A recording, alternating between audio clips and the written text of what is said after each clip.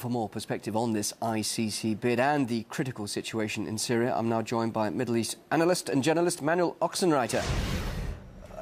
Well, first, let's talk about these bombings, these latest ones in Aleppo. They're becoming a trend in Syria at the moment. What does it tell us about where this conflict is going now? Well, good evening to Moscow. Well, first of all, what we witness here, what you say, what is a trend? This is pure terrorism. It's all about killing civilians in high numbers. It's the purest terrorism we can imagine.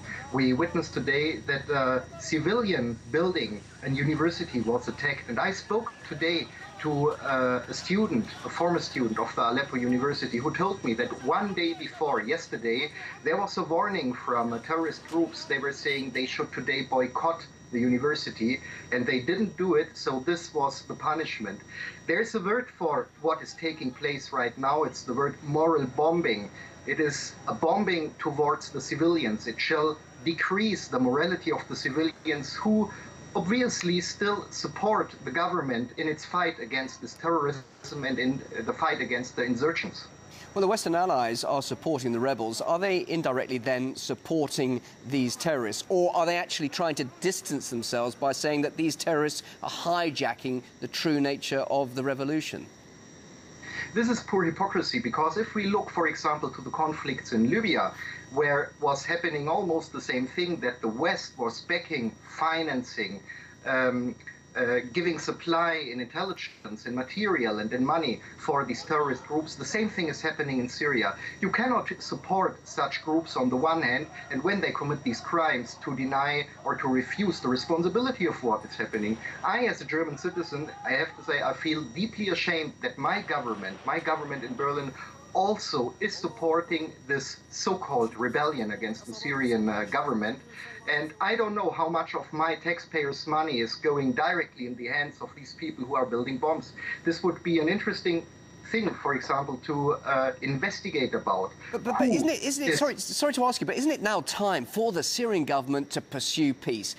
The time has come for it now, for the violence to end and for it to pursue a negotiated settlement rather than a military one. Hasn't that time come now, and it's on the onus of the Syrian government?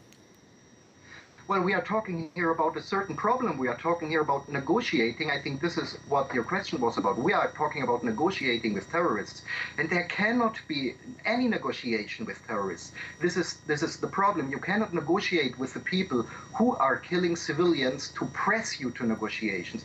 This is a really big problem. No Western state, no Western government of them who say now the Syrian government should step back, they should negotiate, and so on, would ever negotiate with terrorists if the same thing would happen in these countries.